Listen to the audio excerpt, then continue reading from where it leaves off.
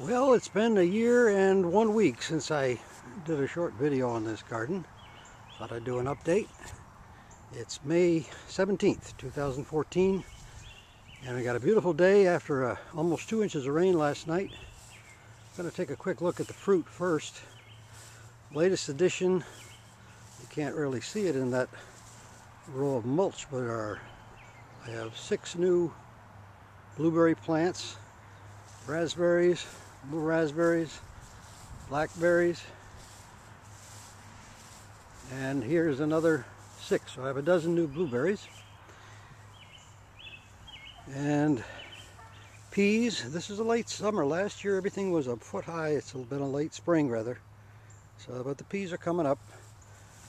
And normal.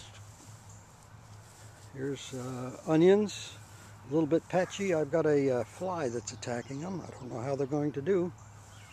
Cabbages, kale, lettuce, the usual. These are interesting. Last year I showed you a small patch of what looked like grass. It was I planted the bulbils from my stiff-neck garlic. You get those from the cluster that forms at the top of the scape, and you cure it, and inside are hundreds of little garlic cloves about the size of a rice. You plant those, you get the grass, and then that makes a little round about the size of a marble. And the second year you plant those, and that's what I did last fall. And these things are amazing. I'm going to be interested to see what they produce, because I'm told they produce what's called a round, which is about a golf ball to an egg size solid piece of garlic, which would be wonderful. Okay, I'm waving around here. I'm not very good with my hands. Kale, cauliflower, cabbages, and such cool weather stuff. If you wonder what these little things are with the rags hanging off them, it's supposedly deer repellent. A solution that, I don't know, it's made up of garlic and hot pepper and rotten eggs, and soak the rags and hang them there, and the deer apparently don't like it. Don't know if it works or not. They haven't been around. Saw tracks earlier though. And I come down to the main garden. Strawberries again, same position as last year. I thinned them out a lot, so I think they're going to do better this year. They were too crowded, and I got some fungus got in it because of lack of air. These are the strips that I set up. Carrots just coming up, eggplant, some parsley thrown in, tomatoes, and here's my main garlic crop. This bed here, back up, is soft neck. It's a variety called Inchellium Red, which is supposedly one taste test the most popular of the soft necks. And this is my hard neck bed, which has see, 1, 2, 3, 4, 5 varieties. These are the ones I grew last year. The ones in the middle are local German whites, which are unbelievable. They're waist high, and it's only May. So anyway, here's a bed of spuds, and here's that garlic grass I was telling you about. This is last year's crop, planted last fall. This will be harvested and planted again in the fall.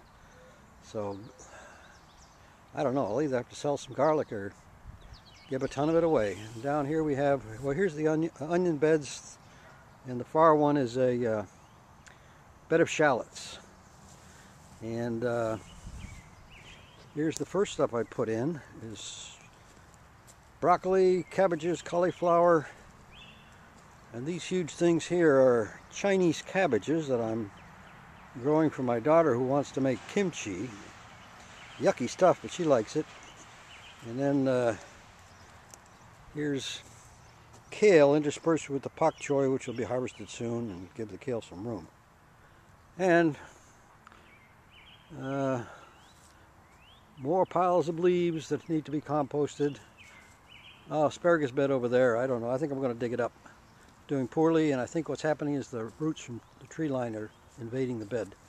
So I think I'm going to give it up on that. And this is the gold mine. I showed you the worm bin last year. I'm harvesting this year, and this is compost on steroids. I mean, this stuff is. I'm swing around here. You can see this onion bed. I'm mulching it with it, and I mulch the garlic, and it just feeds the soil, and it's wonderful stuff. I don't know if you can see it here. It's this black, crumbly stuff. It's just wonderful, wonderful. And over here where I had vines last year, I'm not having too many vines because it just takes over. I ran out of room because of all the garlic, so had to put some row crops in here.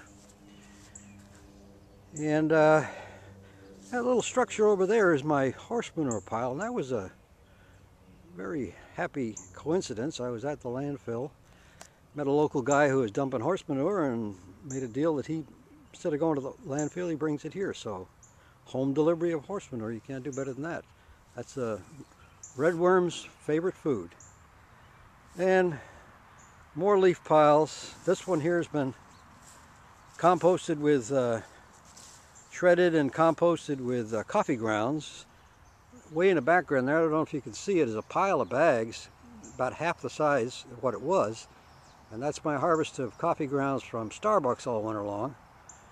Put to good use, makes wonderful compost. Well, that's all for hopefully it won't be another year. So adios.